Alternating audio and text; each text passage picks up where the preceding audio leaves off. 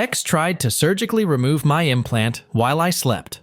Essentially, my now ex-fiancé did a complete 180 personality-wise.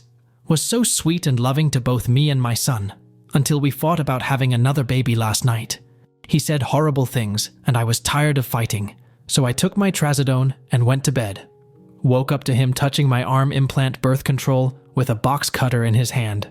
Said he was doing me a favor, but I screamed at him to leave.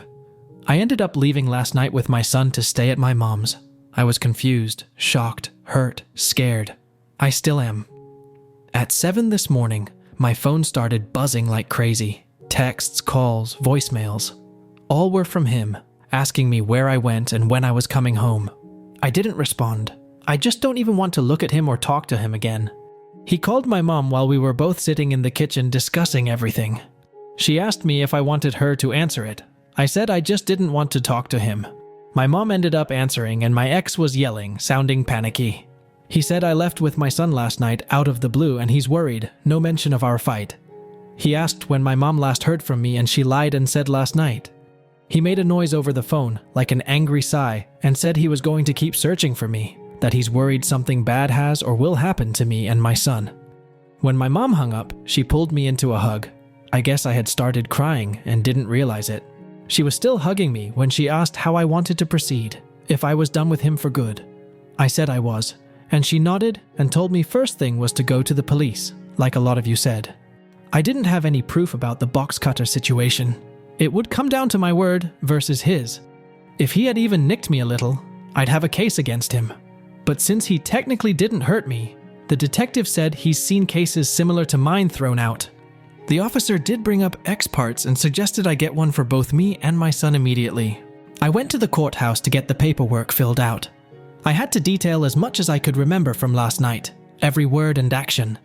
My mom helped me and we got them turned in and moved on to the next step, calling my landlord. I've been living in the same house for 2 years. The first year was a lease, and now I pay month to month. Everything is in my name, and most of the furniture is mine.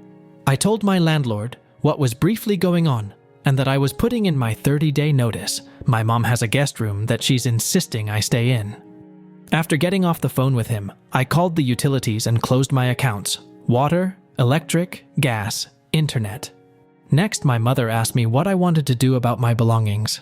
I told her I don't want to leave anything that's mine. All important papers, knickknacks, clothes, furniture, all of it. I just didn't know where to put it, so my mom suggested a storage unit. Once that was decided, we had to figure out when to start the move.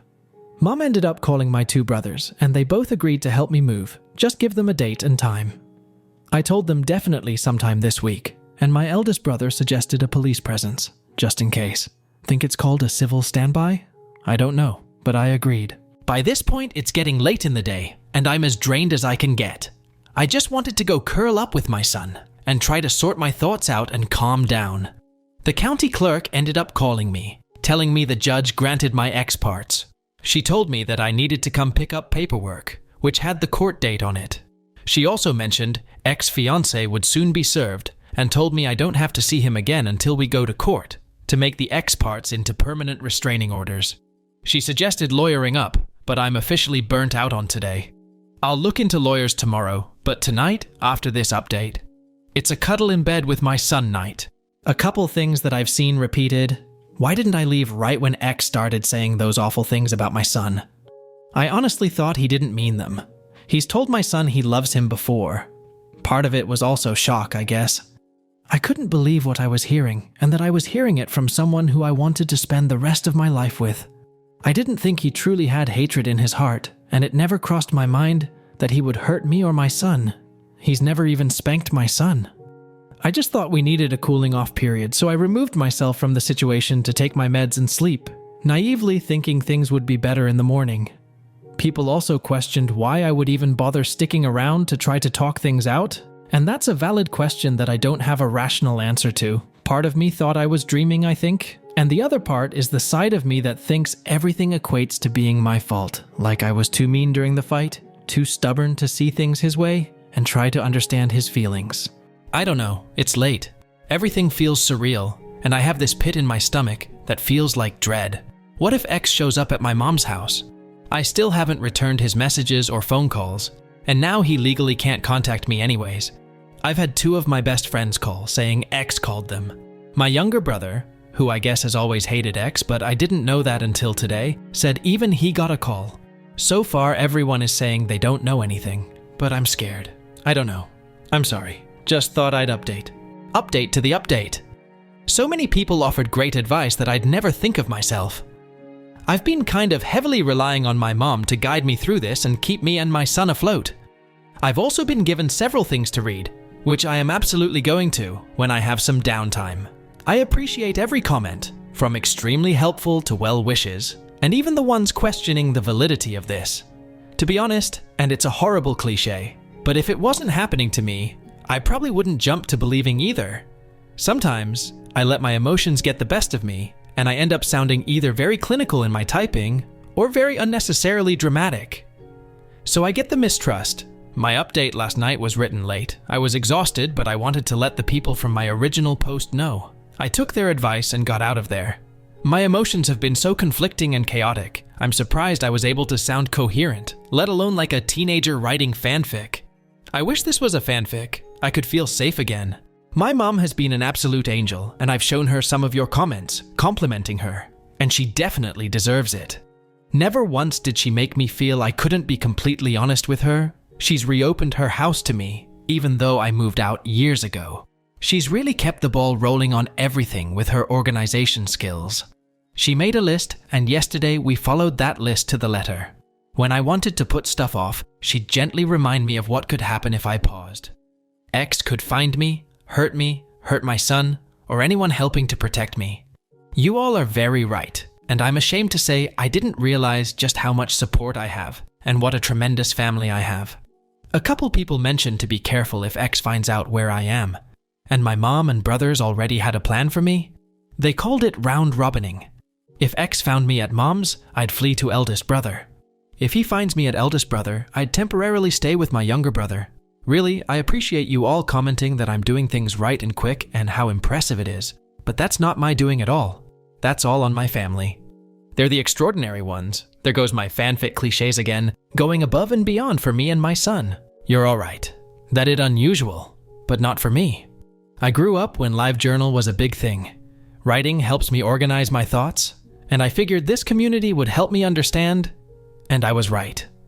Another thing I want to address is X's sudden change. I'm now wondering what to do for that. I don't want him in my life still. But some of you mentioned a brain tumor or a psychotic break, so I'm worried. I sent X's mother and father a message this morning saying I broke off the engagement and left, but both messages are still unread. I don't know what to say to them in regards to X's health. Will they be mad for daring to say this might be a breakdown? Will they actually take him to get tests ran? And if they even tried, would he willingly go? I don't know. I guess I need a little more advice about how to broach that. There's more to address, and I even had a consultation with a lawyer today, but I can go into that another time. I'm still processing everything. It still doesn't feel real. It feels like a badly written teenage fanfic, to be honest. Update 3. When my ex was served his papers, he did not take it well. I had already blocked him on everything, but he took a picture of his paper and posted it on Facebook with a message to me and my son. A mutually friend saw it, and that it contained my personal information, and screenshot it to let me know. After taking advice, I called the police to see if it was a break in the ex parte. They made an incident report and told me I could pick it up the next day at the police station. They didn't arrest him. My mother had already procured me a great lawyer, a shark, which is what we need. In her own words. I told my lawyer about the screenshot, and he immediately put in both his appearance on my behalf and a motion for contempt of court for breaking the ex part and threatening me and my son. Our original official court date isn't until next week, but the judge got us in early to deal with the screenshot. X showed up without a lawyer, and I showed up with only my lawyer. Due to COVID, no extra people allowed in the courtroom.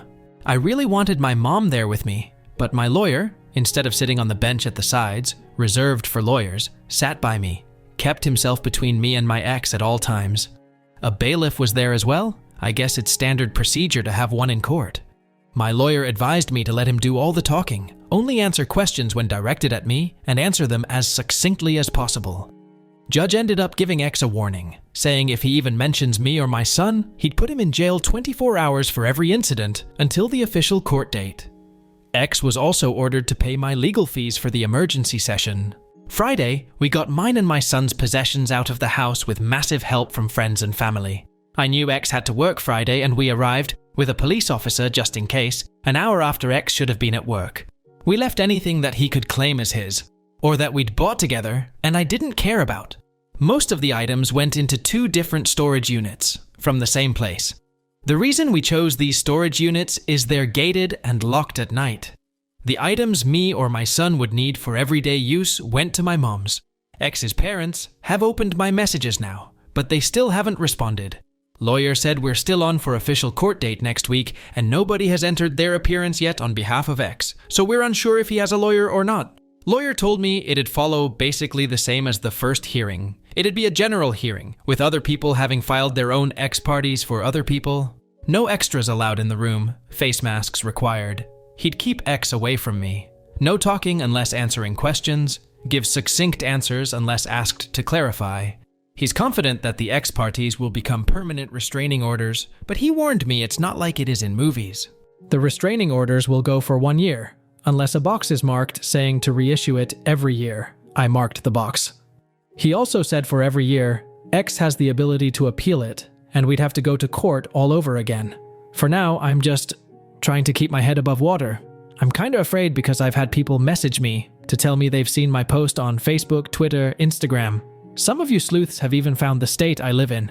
I'm just hoping X doesn't find any of the posts and puts 2 and 2 together. I'm sorry I haven't responded to every comment or message, and that this update is late. I've just been trying to keep my son's life as normal as possible. It breaks my heart when he asks when we're going home or where Papa is.